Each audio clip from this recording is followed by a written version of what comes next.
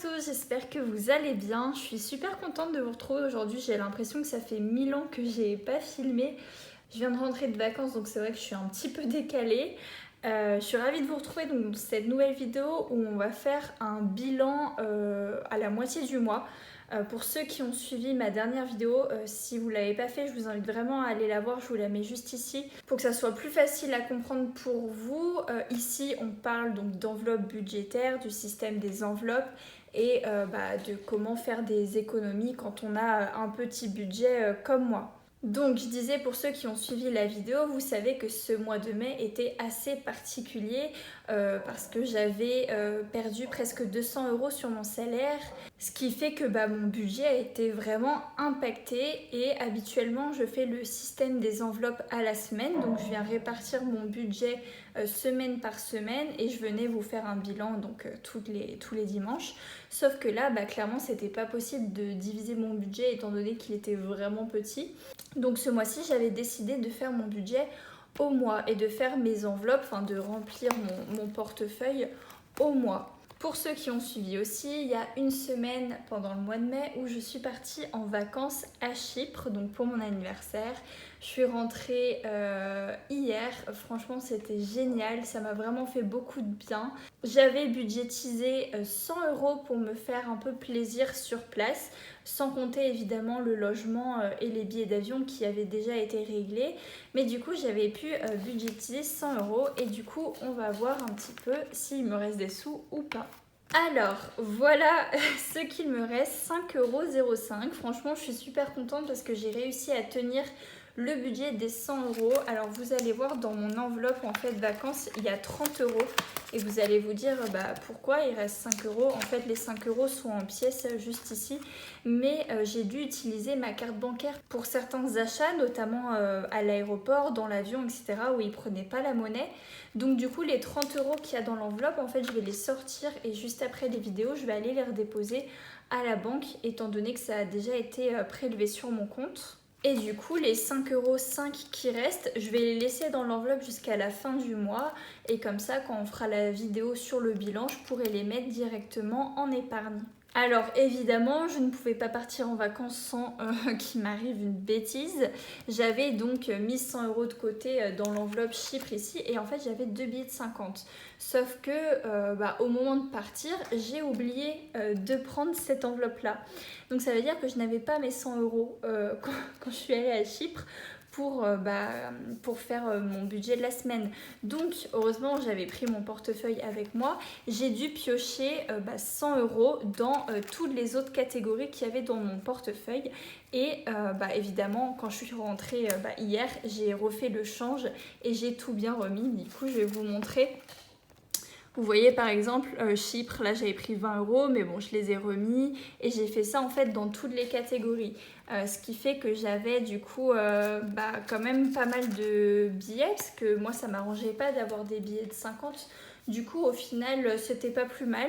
Là du coup malheureusement j'ai un billet de 50 ici dans une de mes catégories, mais bon j'ai pas trop le choix pour le moment, je verrai si je peux me faire de la monnaie. Mais du coup, voilà pour ça. Pour Chypre, il me reste 5,05 €. Le principal, c'est que je n'ai pas dépassé mon budget. On s'est quand même fait plaisir. On est sortis, on est allé boire un verre pour mon anniversaire, tout ça.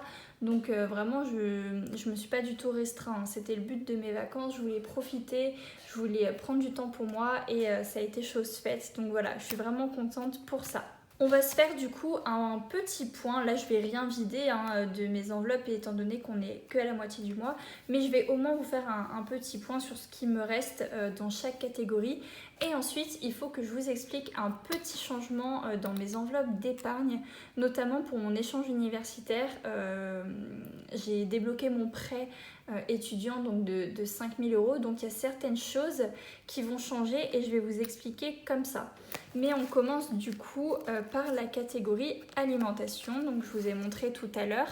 Là il me reste actuellement 40,08 €, donc ils sont juste ici, les 40 € et les 8 centimes sont dans la petite poche à l'avant.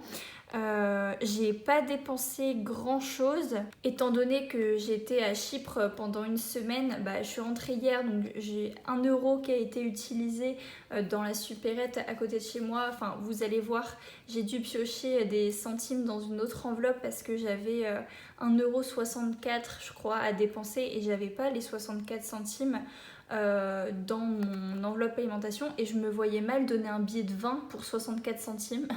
Donc du coup j'ai pioché dans une autre enveloppe et vous verrez, je l'ai marqué. Ça c'est pas très grave, hein. Ça sert à rien de casser un billet de 20 € pour quelques centimes. Franchement, si vous avez la monnaie dans une autre catégorie, prenez-la dans l'autre catégorie. Je veux dire, c'est pas... Enfin voilà, je suis pas à 64 centimes près. Donc du coup, il me reste 40 € pour finir le mois, sachant que je suis toute seule maintenant dans mon appartement. Pour ceux qui ne le savent pas, mon copain est parti en road trip, donc il fait tout le tour de l'Europe avec son van pendant 3 mois. Donc je vais être toute seule à l'appartement pendant 3 mois. Donc tout ce qui va être dépenses comme l'alimentation, ça va être pour moi toute seule. Donc honnêtement, 40 € pour les 2 semaines qui me restent au mois de mai, ça me fait pas peur étant donné que... je vais faire un gros plein de courses demain avec l'argent qui me reste. Et puis, s'il faut, j'ai aussi ma carte ticket restaurant où il me restera un petit peu de sous pour compléter si besoin. Donc voilà pour cette catégorie-là. Ensuite, j'ai une enveloppe pour le train. J'ai 30 € par mois, ce qui me permet de faire un aller-retour chez mes parents. J'ai fait un aller-retour, sauf que l'aller, je ne l'ai pas payé étant donné que je suis rentrée en voiture. C'est mon copain qui m'a ramenée directement avant de partir à son road trip, donc j'ai pas eu besoin de prendre le train. Et du coup, hier, j'ai dépensé donc 15 € pour rentrer chez moi. Il me reste du coup 15 € que je vais utiliser puisque je dois retourner chez mes parents la semaine prochaine. C'était pas prévu, mais du coup, là, j'ai que 15 € et je sais que ça va me coûter 30 €. Donc, à voir comment je fais. Si je pioche 15 € autre part ou pas, je vous dirai de toute façon dans la vidéo bilan comment j'ai fait. Ensuite, dans la catégorie d'hiver, donc là, il n'y a rien qu'à bouger. Il y a juste, voilà, comme je vous disais, Chypre, j'ai dû prendre les 30 € et je les ai remis juste après. Donc là, il n'y a rien qu'à bouger. Il me reste toujours les 30 €. Et en fait, j'ai qu'un billet de 50. Donc du coup, je l'ai regroupé avec la catégorie qui a juste après, qui est du coup santé. Puisque dans santé, j'avais besoin de 20 €. Donc 20 plus 30, ça fait les 50. Dès que je peux, j'essaierai de faire de la monnaie parce que j'aime pas avoir un seul billet pour 2 catégories, même si en soi, c'est pas très dérangeant étant donné qu'ils sont dans le même compartiment dans mon portefeuille. Mais bon, je préfère quand même avoir des billets dédiés à chaque catégorie. Mais du coup, voilà, santé, j'ai toujours pas utilisé non plus. Ça, comme je le disais, comme je le dis dans toutes mes vidéos, c'est pour tout ce qui va être médicaments qui sont pas remboursés, tout ce genre de choses. Ensuite, dans la catégorie moi, j'ai toujours rien touché, hein. Comme la deuxième semaine de mai, j'ai été en vacances, j'ai pas forcément eu l'occasion encore de m'acheter des choses pour moi ailleurs. Peut-être que ça va être le cas pendant les 2 semaines qui restent, peut-être pas, on verra. Mais en tout cas, pour le moment, il me reste toujours les 20 € juste ici. Et dans la catégorie sortie, c'est là que ça a bougé un petit peu. Là, j'avais pas eu besoin de prendre pour Chypre étant donné que j'avais réussi à trouver 100 € dans les autres catégories. Mais du coup, je suis allée au bar avec des amis, j'ai pris le bus pour rentrer et là, il y a les 64 centimes du supermarché d'hier et du coup, il me reste 25,16 € sur les 30 €. Donc, pour 2 semaines, je trouve que c'est suffisant, franchement. Donc, très contente pour le moment de la manière dont j'ai géré mon budget. C'était vraiment pas évident au début de mois quand j'ai vu qu'il me manquait pas mal d'argent sur mon budget. Et au final, j'arrive quand même à plutôt bien m'en sortir. Donc, je suis assez contente. Donc voilà, maintenant je vais pouvoir me concentrer sur ce livret-là. Tant que j'y pense, je vais retirer les 30 € qu'il y a dans l'enveloppe vacances puisque je vais devoir donc les remettre à la banque. Et vous allez voir que c'est pas les seuls sous que je vais mettre à la banque. Donc du coup, je vais les mettre de côté pour le moment juste ici. Du coup, l'enveloppe Chypre, c'est une enveloppe que je vais pouvoir clôturer étant donné que les vacances sont passées. Je vais quand même garder l'enveloppe vacances pour faire de futures vacances. Donc ça ne sera pas prévu pour tout de suite étant donné que je vais partir au Mexique bientôt, mais peut-être pour l'année prochaine. Mais du coup, ce que je vais faire, c'est que je vais tout simplement effacer le tracker et juste remarquer vacances. sans objectif forcément, juste de temps en temps mettre un petit peu de sous à l'intérieur pour mes prochaines vacances. Donc maintenant je vais faire un petit point sur mes épargnes et je vais vous parler un petit peu du coup d'un tracker pour le Mexique que j'ai fait. Un tracker en fait de suivi pour mon prêt, puisque comme je vous disais, j'ai débloqué mon prêt de 5 000 euros. Et donc ce prêt de 5 000 euros, je ne le considère pas comme un revenu supplémentaire, mais vraiment comme de l'argent qui va uniquement me servir pour le Mexique, à une exception près, vous allez voir, je vais vous expliquer pourquoi juste après. Donc ici, on a le fonds d'urgence, je suis toujours à 50 euros, donc 40 euros en espèces juste ici et 10 euros sur mon compte Boursorama. Permis, j'ai toujours rien mis, je sais qu'il va falloir que je commence à mettre des sous dedans, même si le permis c'est pas une priorité. Je sais qu'il va falloir que je commence quand même à mettre des sous de côté là-dedans. Noël, je suis toujours à 10 euros. Anniversaire, je suis toujours à 15 euros. Caméra, je suis à 30 euros. Et c'est ici que ça va bouger. Je vais sortir mon tracker de mon prêt pour vous expliquer un petit peu pourquoi. Voilà, alors juste désolée pour la luminosité, je suis en face de ma fenêtre et là il y a zéro soleil, donc désolée si la qualité n'est pas très bonne. Mais du coup, pour revenir à ça, en fait je me suis fait un petit tracker où voilà, j'ai mis les 5 000 euros et je vais mettre en fait les dépenses que je vais faire sur mon prêt par rapport donc au Mexique. Donc j'ai déjà eu des frais de location à payer parce que j'ai déjà trouvé mon logement pour le Mexique et j'avais des frais de location, donc 122 euros et 9 centimes. Ça peut paraître un peu bizarre comme chiffre, mais en fait j'ai payé 2500 pesos et du coup avec la conversion en euros ça fait ça. Et ensuite, là, vous voyez 460 euros pour une caméra. Si vous me suivez depuis le début de ma chaîne, vous savez que je veux m'acheter une caméra parce que je suis créatrice de contenu. Je parle pas de ce compte-là, cette chaîne YouTube, mais dans un autre sujet, je fais des vidéos, etc. Et en fait, j'avais vraiment besoin de changer de caméra.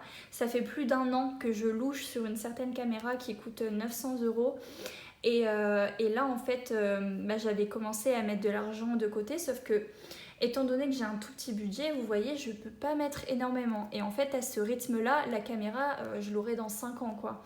Et là, c'est plus possible. J'ai vraiment besoin de cette nouvelle caméra, sachant qu'en plus, je vais en avoir besoin au Mexique. Donc, j'ai pris une petite décision, on va dire, c'est d'utiliser mon prêt étudiant pour payer une partie de la caméra, donc 460 euros, et l'autre partie c'est mon compte professionnel. En fait, j'ai un compte bancaire professionnel parce que je gagne certains revenus en tant que créatrice de contenu sur mon autre compte. Du coup, j'ai fait à peu près moitié-moitié, étant donné que c'est une caméra qui va autant me servir pour le perso que pour le pro. Donc voilà, je sais qu'il y en a certains qui vont peut-être se dire que c'est dommage d'utiliser directement son prêt étudiant pour s'acheter une caméra, mais c'est pas du tout un achat compulsif, c'est un achat vraiment réfléchi. Comme je vous le disais, ça fait plus d'1 an que je louche dessus, donc voilà, j'ai vraiment pesé le pour et le contre.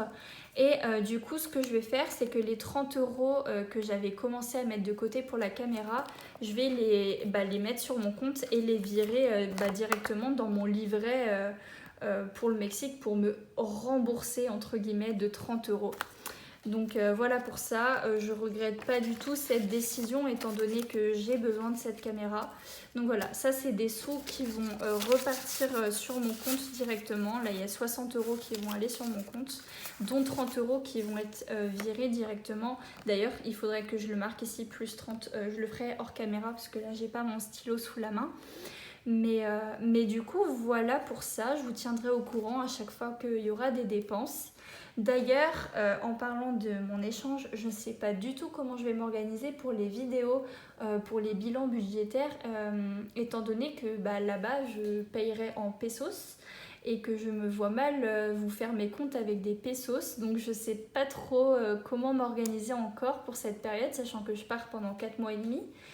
Donc je sais pas encore, je vous tiendrai au courant dans tous les cas, mais là il y a très vite des dépenses qui vont être faites, notamment les billets d'avion qui vont me coûter un bras. Heureusement que j'ai ce prêt étudiant là, sans j'aurais clairement pas pu partir. Mais du coup, voilà pour ça. Et donc ça, c'est des enveloppes en fait que je vais tout simplement enlever de mon tracker pour me concentrer sur mes autres objectifs. J'ai hésité pendant un moment à continuer à mettre de l'argent en fait dedans pour me rembourser entre guillemets et ensuite me virer sur mon compte. Sauf que je me dis que je préfère me concentrer sur mes autres objectifs d'épargne comme Noël, anniversaire, catégorie pour mon permis, tout ça. Sinon, je vais jamais réussir à mettre beaucoup de côté dans ces catégories-là étant donné que j'ai un petit budget. Donc j'ai préféré faire comme ça.